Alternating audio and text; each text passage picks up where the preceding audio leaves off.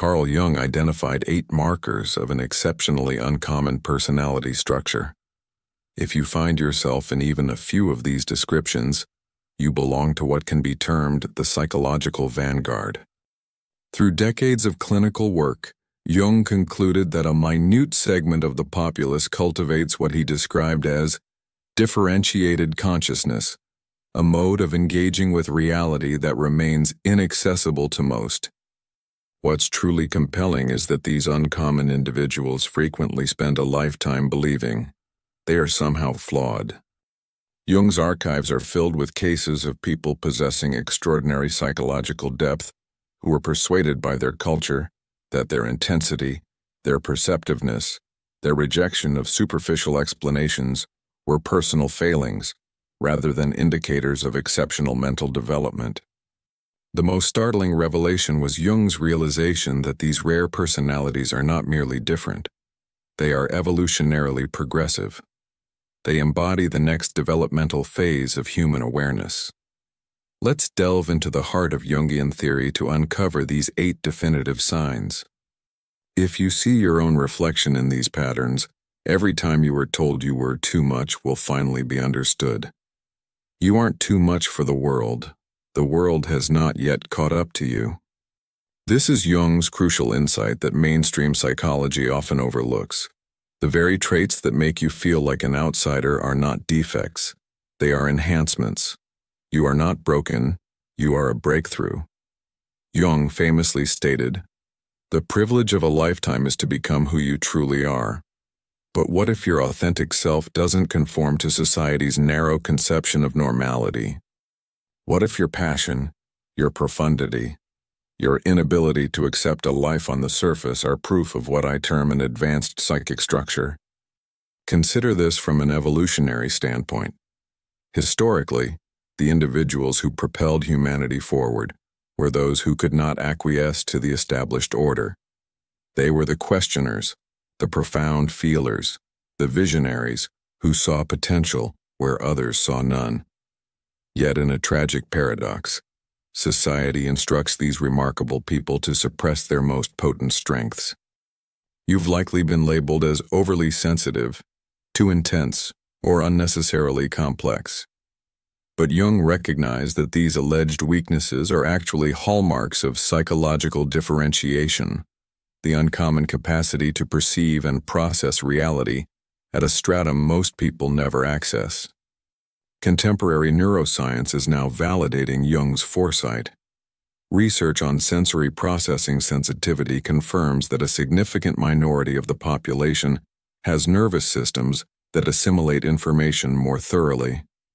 But Jung pinpointed something even more exceptional: individuals whose entire psychological framework operates at this advanced tier.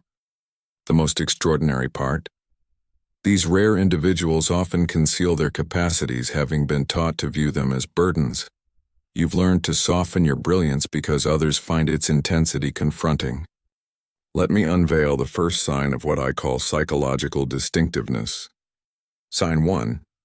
You possess an almost preternatural emotional depth. Jung uncovered something significant about emotional intensity. He found that certain people don't just feel emotions. They experience what he termed affect-toned complexes that generate profound psychic resonance. You don't merely have feelings. Feelings move through you like layered compositions, each carrying strata of meaning inaccessible to others. This is what Jung grasped that many therapeutic models miss. This is not emotional instability. It is emotional sophistication. When you feel deeply, you are not overreacting. You are accessing what Jung called the objective psyche, realms of human experience that most have been conditioned to suppress. You sense the unspoken tension in a room before a word is uttered. You carry the emotional undertow of every interaction because your psyche is wired for profundity, not for superficial pleasantries.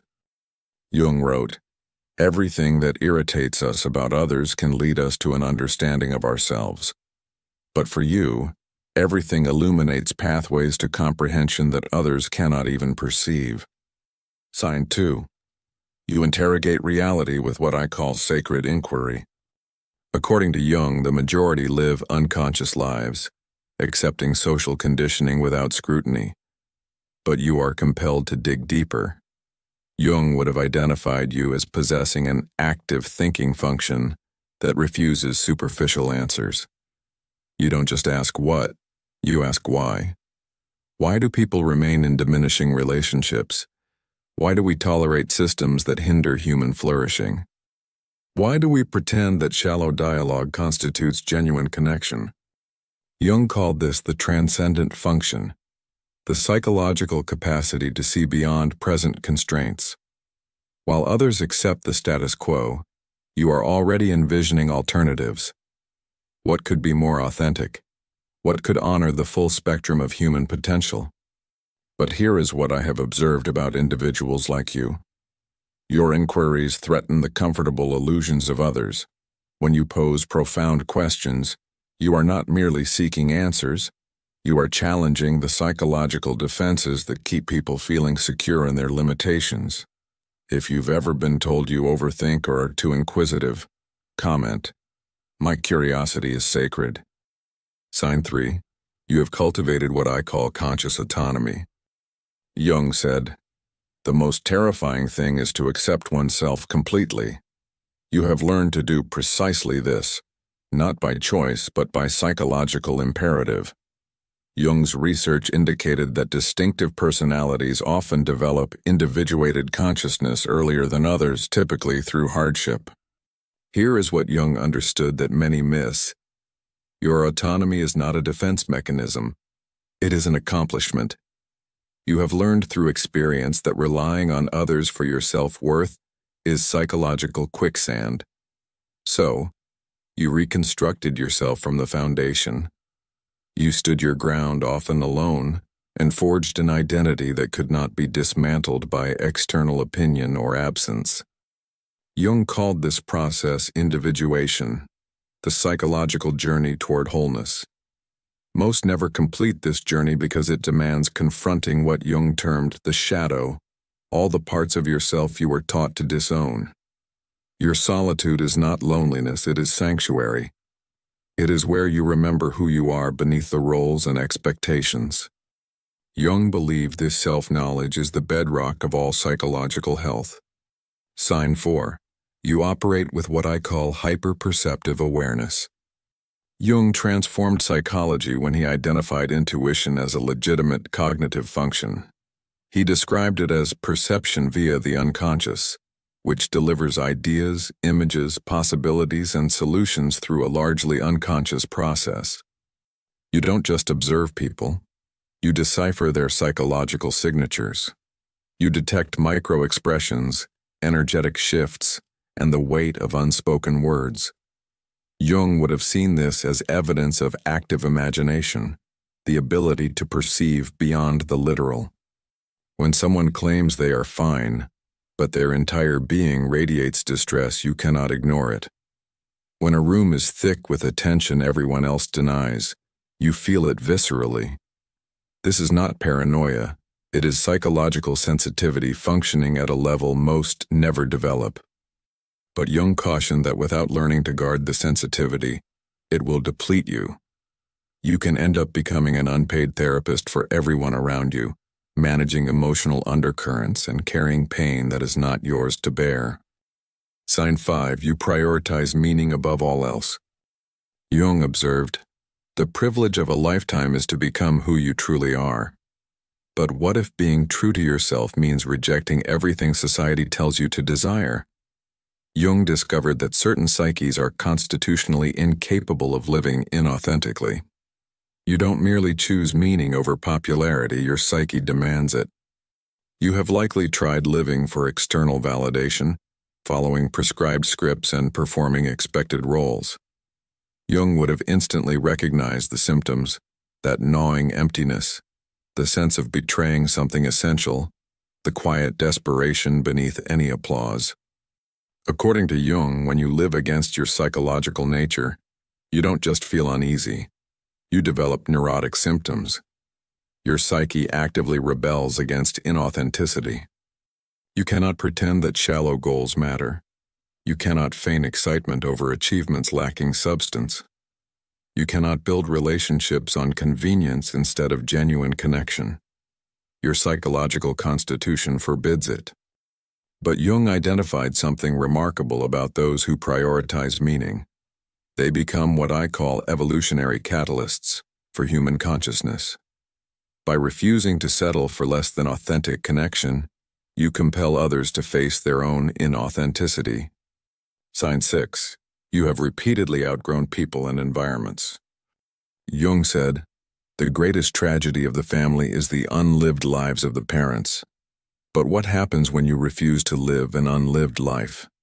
Jung discovered a profound truth about psychological growth.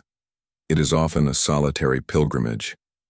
You have likely endured the painful realization that people who once knew you no longer do. Not because you have become difficult, but because you have shed layers of conditioning that no longer serve you. Jung called this process psychological death and rebirth. Friends who knew you when you were diminished, when you were people-pleasing, when you were suppressing your truth, they remember that version. Sometimes they want it back because it felt safer, more predictable, but you cannot return. Jung understood that psychological evolution is a one-way journey. Once you have seen behind the curtain of social conditioning, you cannot revert to unconscious conformity.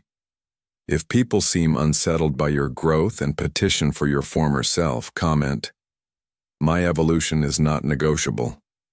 Sign 7. You emanate what I call a transformational presence. Jung said, "The meeting of two personalities is like the contact of two chemical substances. If there is any reaction, both are transformed." But what if you are the type of person who catalyzes transformation simply by being authentically present? Jung identified a rare quality in some individuals: the ability to generate what he called psychological holding space. When someone speaks with you, they feel seen in an uncommon way. You don't just hear words, you perceive underlying emotional states. You don't offer quick fixes, you provide deep witnessing. You don't rush to judgment, you create room for truth to emerge. Jung understood that this caliber of presence is in itself a form of psychological healing. But here is what I have noted about people with this gift.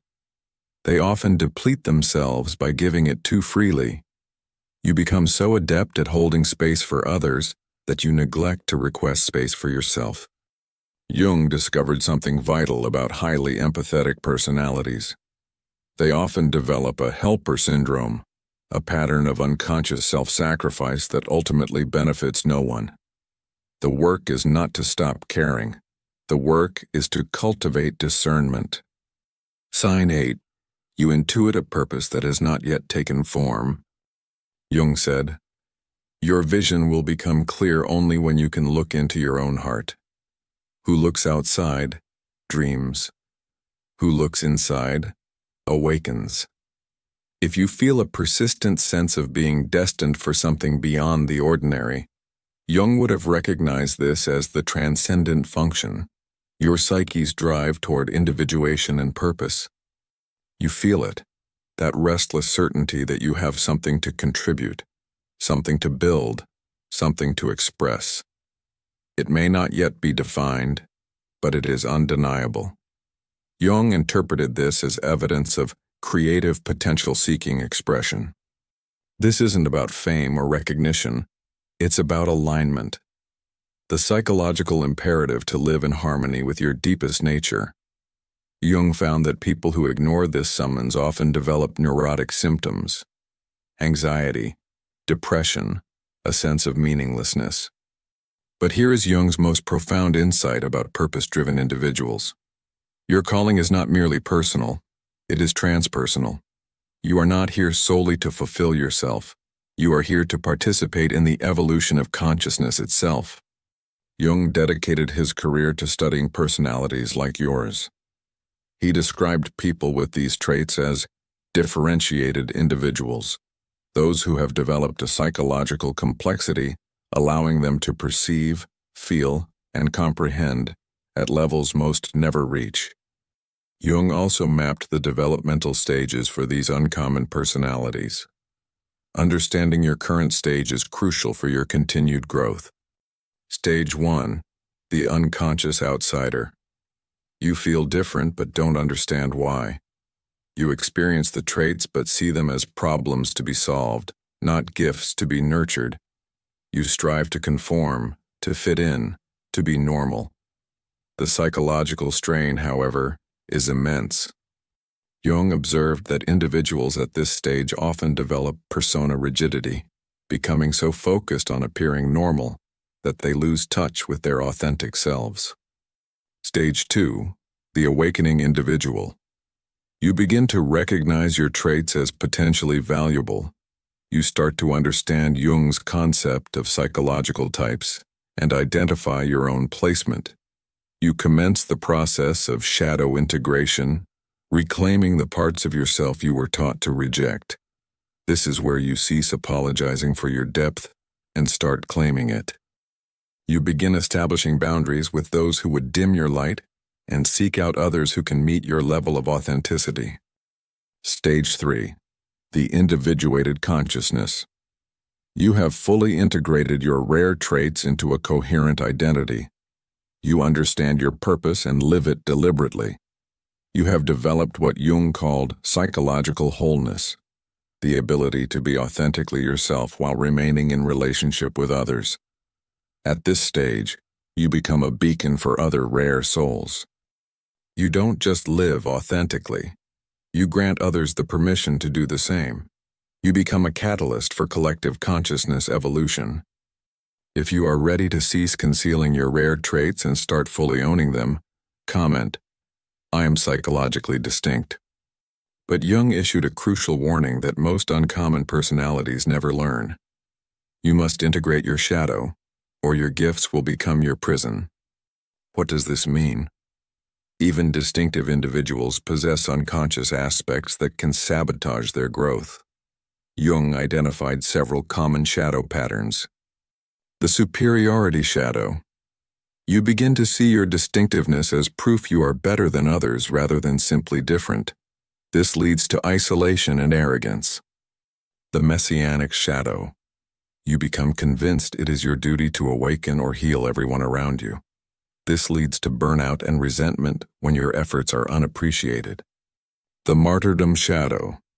You begin to believe that being rare necessitates suffering, that your depth requires the sacrifice of happiness or connection. Jung understood that shadow integration is non-negotiable for psychological health. The goal is not to eliminate these tendencies but to make them conscious, so they don't control your behavior unconsciously. True psychological distinction includes the wisdom to know when to share your gifts and when to preserve them, when to lead and when to follow, when to speak truth and when to remain silent. Jung made a profound observation about rare personalities in relationships. They tend to attract either those who want to possess their light or those who feel threatened by it. Understanding this dynamic is key to building authentic connections. The light seekers. People unconsciously drawn to your energy but who haven't done their own inner work.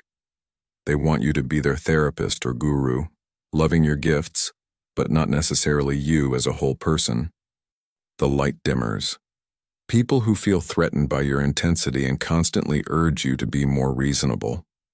They are often unconsciously triggered by your authenticity as it highlights their own lack thereof. The light matchers. The rare individuals who have done their own psychological work and can meet you at your level of depth. They celebrate your distinctiveness while maintaining their own psychological sovereignty. Jung discovered something beautiful about rare personalities who learn to navigate relationships consciously. They become mirrors, helping others see their own potential for psychological development.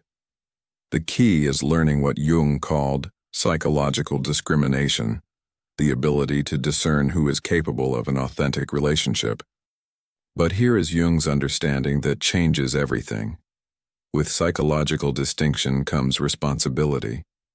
You are not different for your own benefit alone. You are different in service to human evolution. Jung believed that individuals with rare personalities act as bridges between the unconscious and conscious realms of human experience.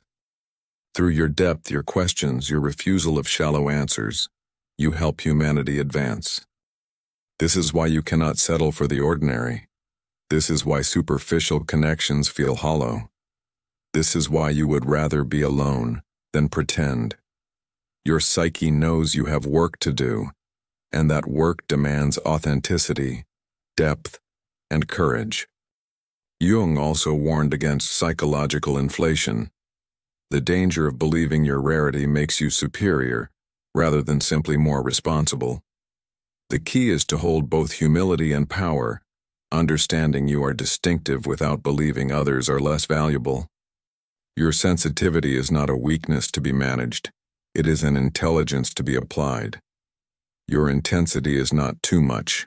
It is precisely what certain situations require. Your refusal to settle is not difficult. It is necessary for the evolution of consciousness. Jung made a striking prediction. As humanity evolves, more people will develop these traits. What is rare today will become more common as our species grows in psychological sophistication. This means you are not just personally rare, you are evolutionarily significant. You represent what Jung called the leading edge of human consciousness, a pioneer of ways of being that others may eventually follow. This perspective transforms how you view your struggles. Every time you felt like an outsider, you were scouting new territory for human potential. Every time you were criticized for being too much, you were demonstrating possibilities that threatened limited worldviews. Every time you chose authenticity over acceptance, you expanded the potential for human connection. Jung understood that psychological evolution occurs through individuals like you, who refuse to accept current limitations as permanent. You are not just living your life, you are expanding the definition of what it means to be human. This path brings loneliness. You often walk paths few have tread, solving problems most don't recognize, seeking connections many deem impossible. Jung's final insight was both challenging and liberating. You must learn to cherish your distinctiveness without requiring others to understand it. The goal is not to make everyone see how special you are.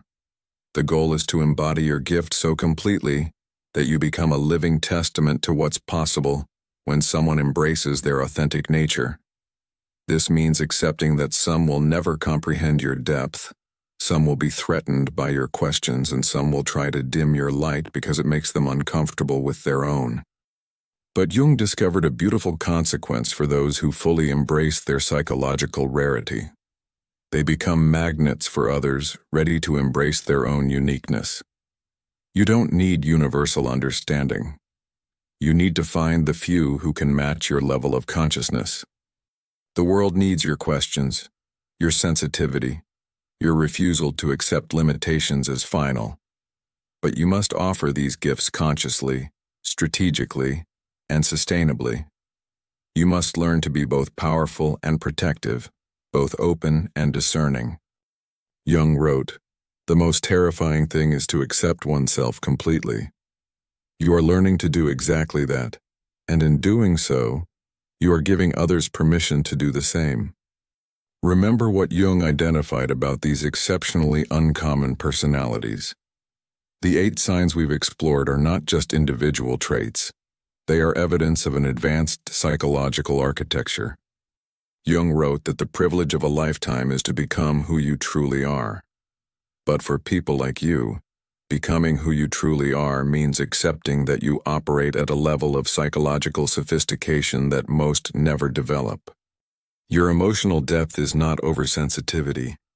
It is advanced emotional intelligence. Your constant questioning is not negativity. It is consciousness refusing limitations. Your independence is not isolation. It is psychological sovereignty. Your hyper-perceptive awareness is not paranoia. It is intuition functioning at its peak. Your craving for meaning is not impractical. It is your essence demanding alignment.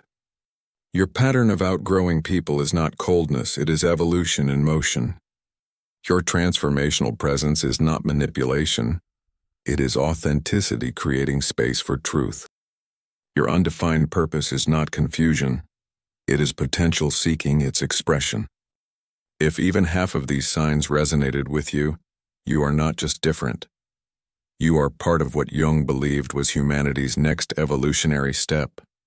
You are among those nudging our species toward greater awareness, deeper integrity, and more authentic connection. Yes, it is lonely at times. Yes, it demands more courage than most will ever need. But Jung was certain that people like you are essential for humanity's psychological evolution. Your intensity is not too much. It is the precise force needed to disrupt comfortable numbness. Your sensitivity is not weakness. It is the strength to perceive what is hidden. Your refusal to settle is not difficult. It is the prerequisite for progress. Carl Jung dedicated his life to studying people like you because he grasped a profound truth. You are not merely living your own life. You are expanding the very meaning of being human. The world does not need you to be smaller, quieter, or more convenient. The world needs you to be exactly what you are, psychologically distinct and purposeful in that distinction. If you are ready to fully embrace your psychological rarity and cease apologizing for the traits that render you extraordinary, comment below. I am evolutionary potential in human form. Share this with someone who needs to remember their own psychological distinctiveness.